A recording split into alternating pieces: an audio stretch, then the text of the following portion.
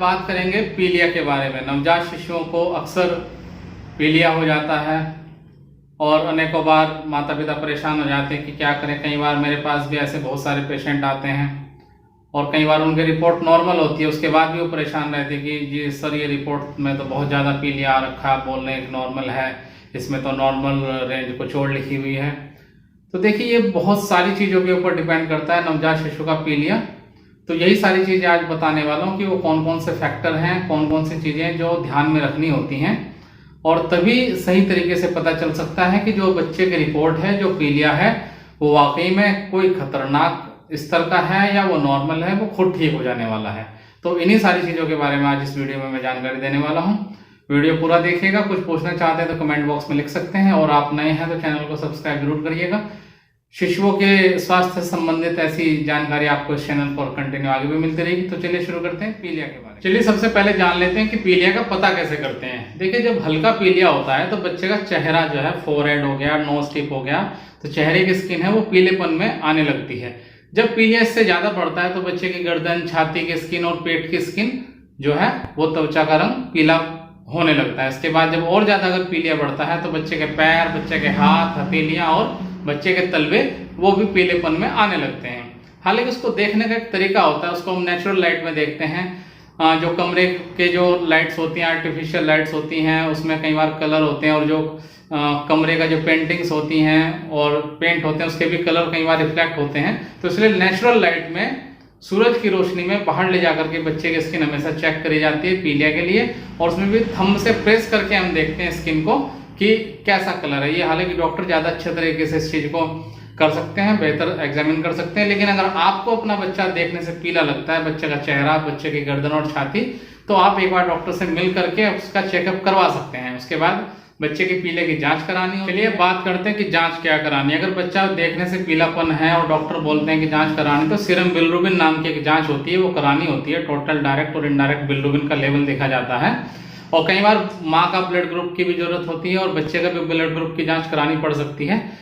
और उसके बाद हम ये तय करते हैं कि जो रिपोर्ट आई है वो बच्चे के हिसाब से सही है कि नहीं। ये बहुत सारे फैक्टर पर डिपेंड करता है।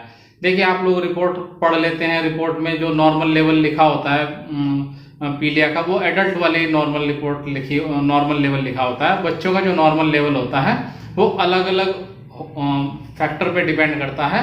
वो कोई एक सिंगल रेंज नहीं है कि इस रेंज में आएगा तो उसको नॉर्मल बोलेंगे, वो बहुत सारे फैक्टर पर डिपेंड। बात कर लेते हैं कौन कौन से फैक्टर हैं जो पीलिया को अफेक्ट करते हैं, जिनका हमें ध्यान रखना होता है रिपोर्ट के साथ साथ। देखिए सबसे बड़ी चीज होती है बच्चे की उम्र कितनी है, बच्चे के जिस दिन रिपोर्ट कराई है वो कंप्लीटेड डेज कितना है।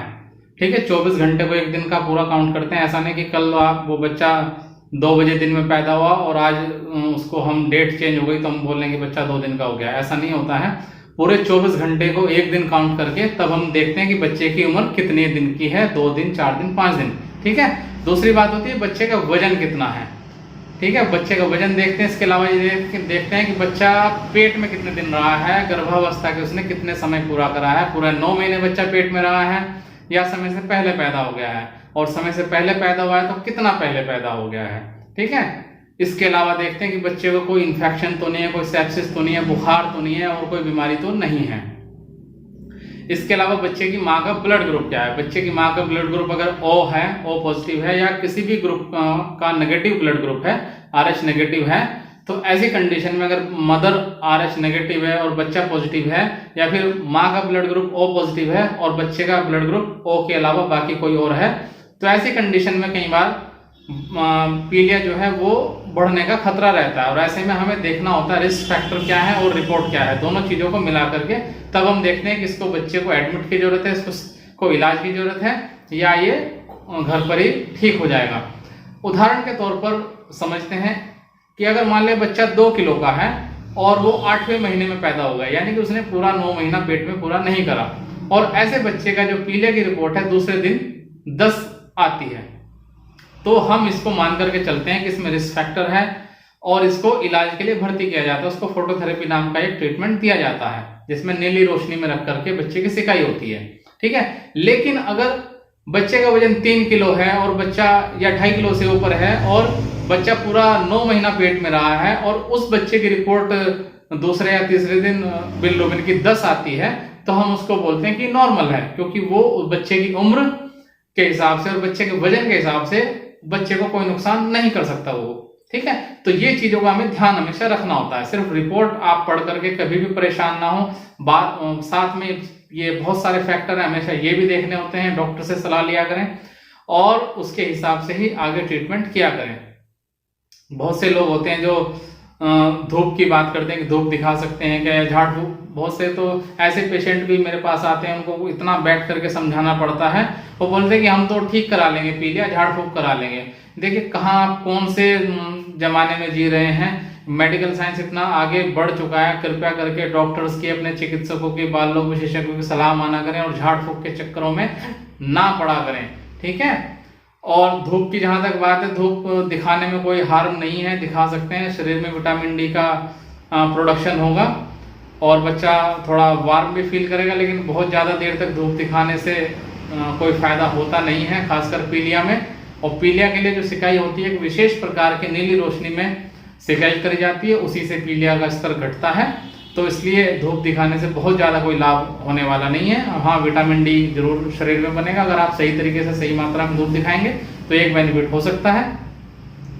तो उम्मीद करता हूँ जो भी मैंने ये फैक्टर बताए हैं, आप इन सब चीज़ों का ध्यान रखेंगे और बिना वजह बिल्कुल भी परेशान नहीं होंगे। अगर कोई भी रिपोर्ट आती है तो उसको बहुत सारी चीज़ों के साथ मिला करके हमेशा तब उसका निष्कर्ष निकाला जाता है। आप डॉक्टर से सलाह लीजिए, डॉक्टर से मिलिए, और आपको कोई समस्या आती है, वो आप कुछ पूछना चाहते हैं तो कमेंट बॉक्स में लिख करके मुझसे भी पूछ सकते हैं। आपकी कोई क्वेश्चन होंगे तो उनका जवाब जरूर मैं दूंगा। पीछे भी बहुत सारे वीडियो में इस तरह मैं आप लोगों के प्रश्नों के जवाब देता रहा हूँ। तो उम्मीद करता हूँ आपको वीडियो पसंद आया होगा। आप दोस्तों के साथ शेयर करिए, लाइक करिए और सब्सक्राइब जरूर करिएगा चैनल को। धन्यवाद।